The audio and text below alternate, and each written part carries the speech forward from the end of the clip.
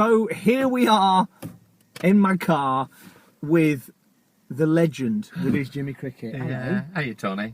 Thanks for the lift. I was just passing. He was just there. Yeah, I left my bus fare under the cupboard, struggling all the way to Rochdale, and boom, who comes up? The Good Samaritan. This is it. And I said, I'll give you a lift as long as you do something for me. Yes.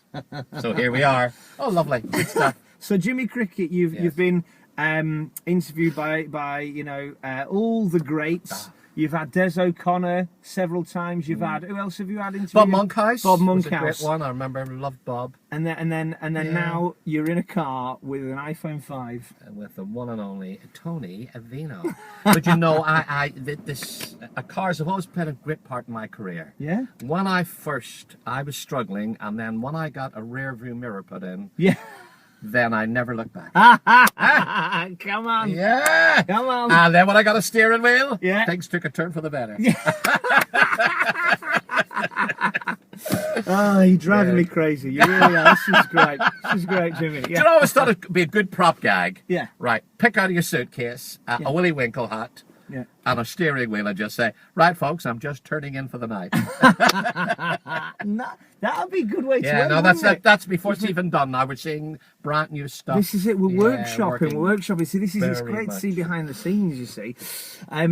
So how, now we're going to get into the 4 questions, because basically this is FOURQ. There's 4 major questions. It's a bit like Jerry Seinfeld's Comedians in Cars Getting Coffee. I think it's a lovely idea. Which is great, but there's no coffee in this one, or Seinfeld either. But no. Do you know the funny thing about coffee, Tony? You know the way if some people have coffee, they can't sleep.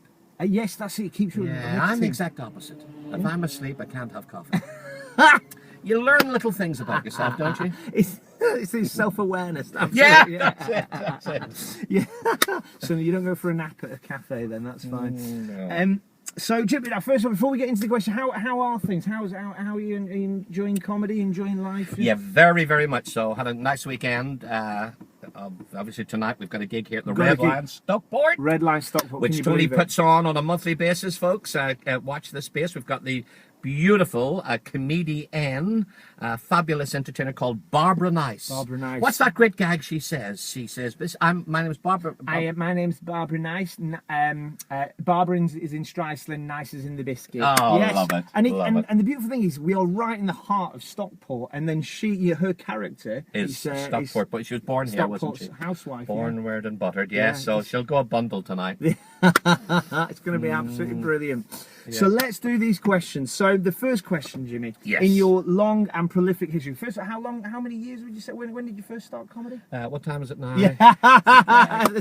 It'll be coming up to 42 years because, would you believe, when I met my wife, May, that was 42 years ago, so obviously we courted for 2 and then we're married 40 years in September, but pretty much when I met her, she got behind me, and she sang with her sister now for the first couple of years in the clubs, and then they went to separate. Her sister then married a school teacher in Leeds, and then they brought the children up and sort of got behind me.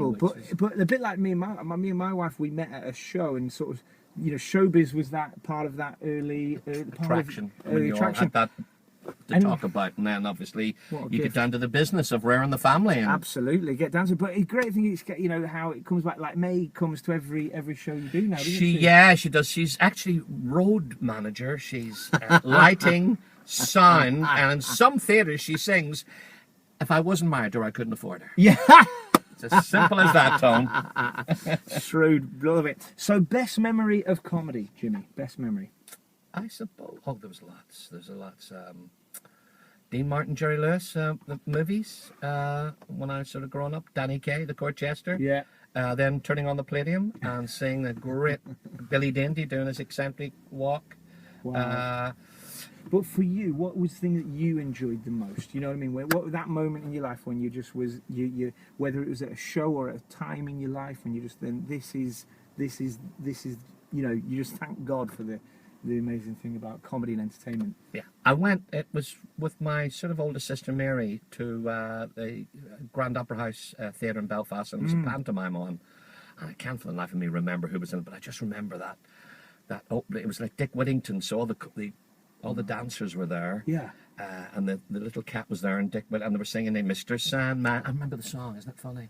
Send me a dream, make my complexion like peaches and cream. Please turn on your magic beam, Mr. Sandman, send me a dream. Bit of top here. Play on the deer stick, the gear stick. And that I was humming and singing. But then you see, when I went to movies, that was the same with me.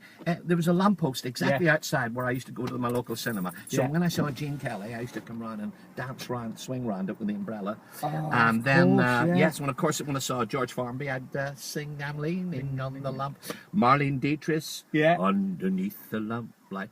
So I won't tell you what I did when I saw Lassie. Yeah, it's heavily censored.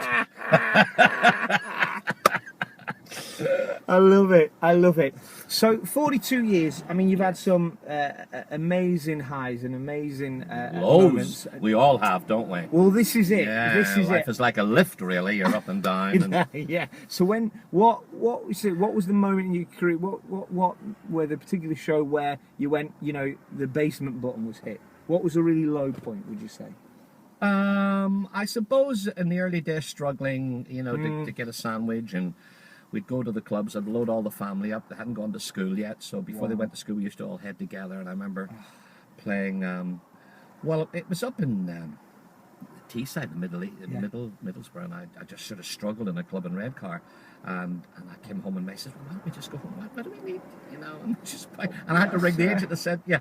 Having said that now, all you lovely people in Redcar and Middlesbrough, I enjoy going up now because I've just done a pantomime in Billingham, but at the time you were discerning. Yeah.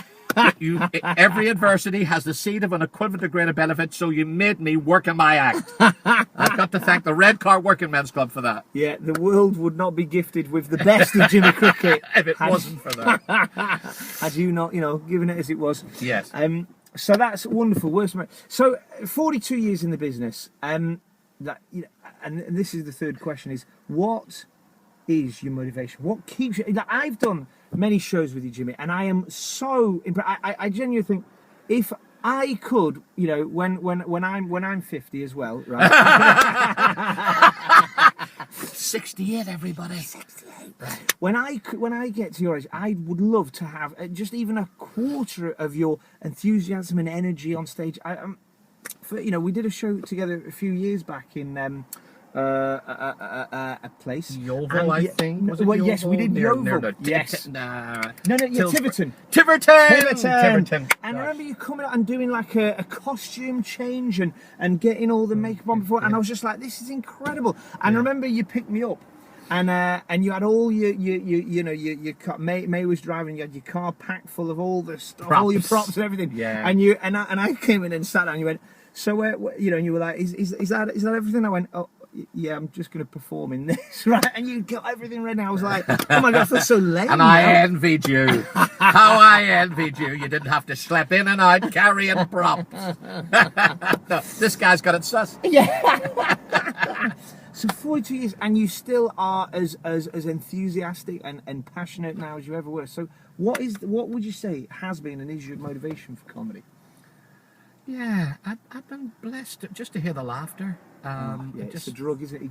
It's a beautiful moment, isn't it? Do you know, I rang yesterday Ken Dodd. I know I'm sort of name dropping now because he's got this Good Turns Society. It's on tomorrow, and I get letters to come, and I haven't been able to come for a few, but I'm coming tomorrow. And I just thought I'd leave a message. Yeah. But he picked up the phone and said, Jimmy, yeah, looking forward to seeing you. We'll have Johnny Castle there and Freddie Davis and and then he said, aren't we lucky, Jim? Because he's in his 80s. Wow. To get a job we love to do. And I said, Ken, you never said a truer word. Wow. Aren't we lucky? Yeah. You actually, they say, find a job that you love to do and you'll never work a day again in your life. And that's Tony. And he's still not working. Why don't I get off my butt and get out and get a decent job? I had two aunts in Dublin used to keep saying that to me, And even if it was on the telly or whatever it was to, now, Jimmy, have you thought seriously? Why don't you get a decent job? This will never amount to a opinions, But I did like the show last week. Yeah. But BBC One. But could you keep us a couple of tickets next time you play Dublin? Oh, I love it. So widening that out, then, you know, there's something about the joy of bringing joy and the joy of bringing laughter. Yes, that must be it. If we can try and analyse, I mean, a lot of things are always a mystery, quite rightly. You know, the faith, the Creator that made, and He give you talent and things like that. So they're always going to be. But I thank God I sort of persevered, because it is harder for all younger comics, isn't it? There really is is. times when, you know, you think maybe I could be selling things or be doing something better. Yeah, totally. And then that little, you just every now and then you get that little bit of a help to say, no, that is your vocation. Get on. So just come through those little peaks and troughs, and you know. And I suppose the thing is with comedy and entertainment, the longer you're in it, the more.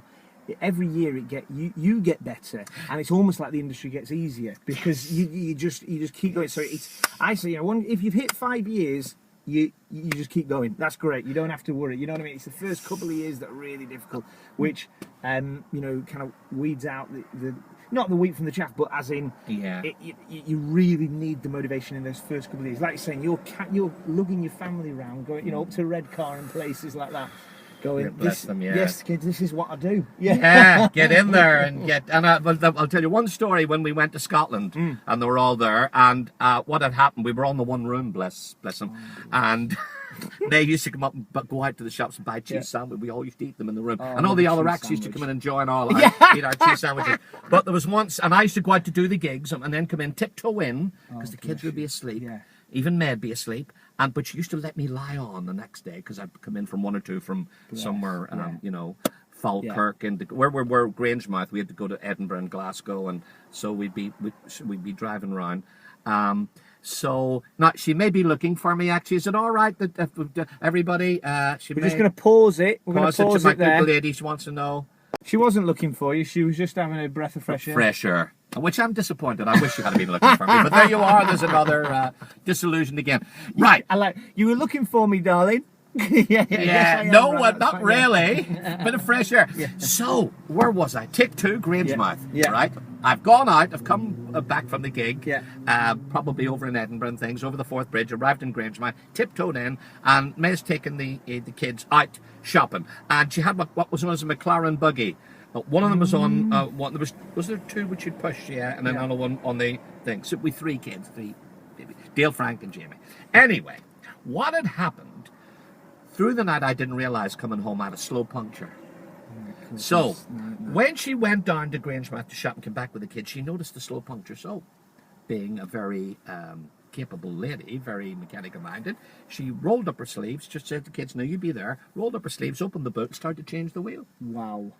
Right. Now, I had a friend, a singer called Morgan Lee James, who was staying up there. All the acts used to stay at the Lee Park Hotel in Grangemouth. So he's wandering back with his Daily Mirror. He sees the kids. He sees May change in the... and he says, "Where's your husband?" And she says, "Oh, he's up in bed." He's having a kid. He's having a kid. It all got too much, the mechanics. Brilliant moment. Oh, I love it. So Jimmy, final question then. What would you say is your motivation in life? What's that thing that gets you out of bed in the morning? Yeah, I suppose, you know, being a Christian and believing that, you know, we all have a plan, and if you love and serve people, make them happy, the least of the brethren, then you're doing you've been... As in that, do unto the least of these, and you do it unto me. There's that beautiful words. Gorgeous Jesus, words, very much, Tony. Yes, you couldn't have said it better. Yeah, that's beautiful then. So there's a sense of, like, you know, and in that that motivation to kind of serve and bring goodness, that's, you know, your expression has been through entertainment through all those years. Yes. We all do it in our own different ways. Whatever you're doing, you spread the word that particular way. And I'm lucky that I've got it, and I can do it through show business. You know. Jimmy, that's fantastic. Well, thank you so much, Jimmy. It's been an absolute pleasure. All the best for the next 42 years. There I go, signing contracts again.